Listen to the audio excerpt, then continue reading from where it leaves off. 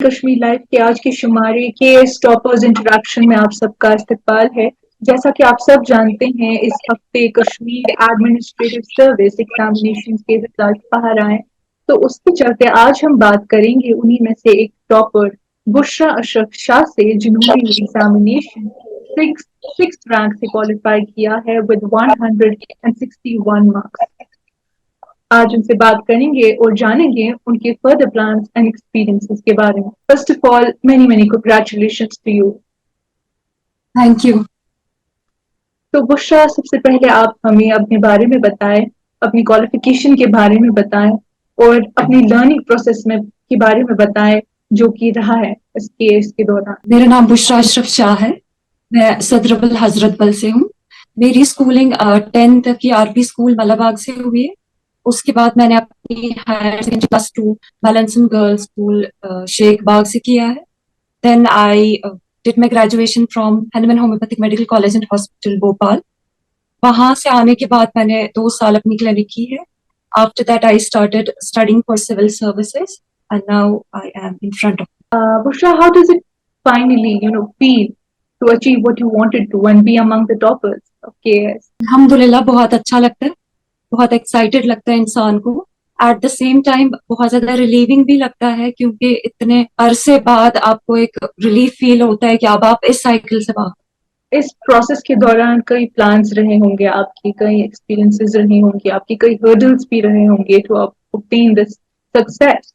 So what was the study strategy to work on it? मैंने जब ये preparation start की तो मैंने बाकी अपने सारे प्लान जो है वो साइड में रखे, सिर्फ इसी चीज पे फोकस किया कि मुझे इस एग्जाम को क्वालिफाई करना है। हर्डल्स बहुत सारे रहे, क्योंकि एक स्ट्रीमलेस एग्जाम है जो लॉन्ग इंटरवल भी रहता है प्रिपरेशन प्लस क्वालिफाइंग स्टेज तक पहुंचने में। बट इंसान को अपने आप को मोटिवेट करना पड़ता है, एंड आपको एक जब हायर गोल अचीव करना हो तो आपको हर्डल्स को साइड ट्रैक करके अपने मकाम तक पहुंचने पर फोकस करना होता है। सेम मेरी भी स्ट्रेटेजी रही। बहुत सारी मुश्किलें रही, मुश्किलें इन द सेंस के बहुत टाइम मुझे ऐसा लगा कि नहीं, आप मुझे छोड़ देना चाहिए, बस हो गई। लेकिन फिर नेक्स्ट मेरा थॉट ये होता था, नहीं, जब तक मैं कर ना लूं तब तक मैं कोशिश करती रहूं। Was there an inspiration or role model, for you to opt this field, or was it just an abrupt decision to go for it? मैं डिग्री के दौरान भी सोचती थी कि मैं परस्यू करूंगी सिविल सर्विसेज। फिर वहां से आने के बाद मैंने ग्रेजुअली इस आइडिया को डेवलप किया, सर्कमस्टांसेस को देखते हुए एंड ये अपने अंदर झांकते हुए मुझे लगा कि मैं सिविल सर्विसेज में शायद अपने कॉन्शियस को सेटिस्फाई कर पाऊं। Okay, so what are your further plans? आप आगे क्या करने का सोच रहे हैं?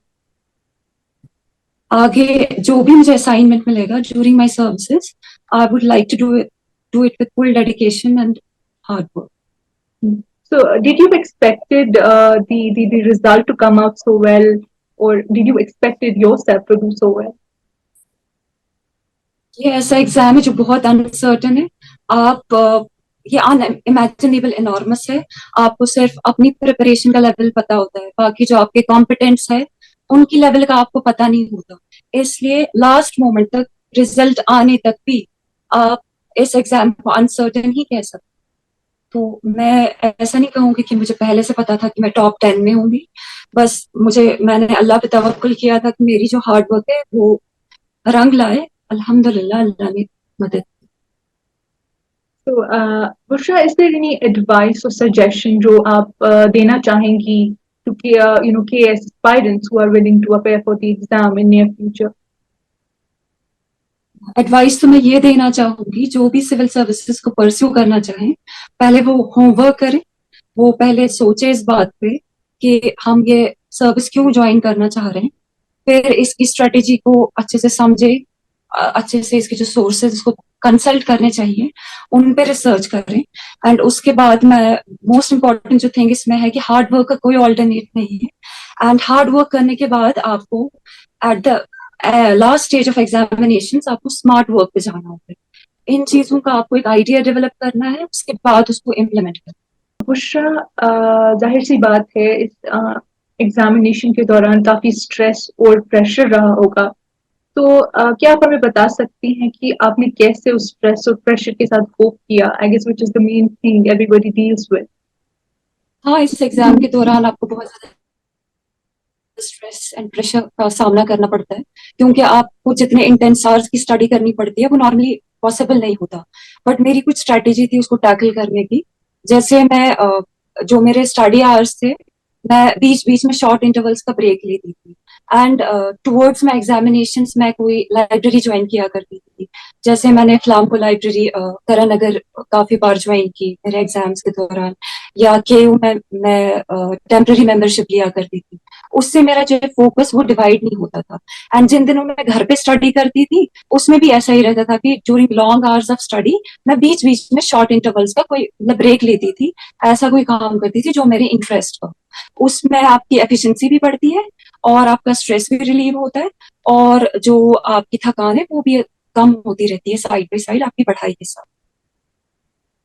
Okay, so one last question, concluding this interview, I would ask is there anything else on your mind, like apart from doing KAS, is there anything else or any field you want to go for? भी फिलहाल तो मैं अपनी case की excitement जो है कुछ दिन उसको एंजॉय करना चाहती हूँ। आगे क्या होगा फिलहाल मैं नहीं बता सकती अभी। बट मेरा ये नजरिया है कि आपको कुछ ना कुछ करते रहना चाहिए, एंड एक गोल एक्वायर करने के बाद आपको हायर गोल की तरफ जाना That is for all, and thank you for being with us today, and we wish you all the best ahead. चाहिए। Thank you ma'am, thank you, so kind of you.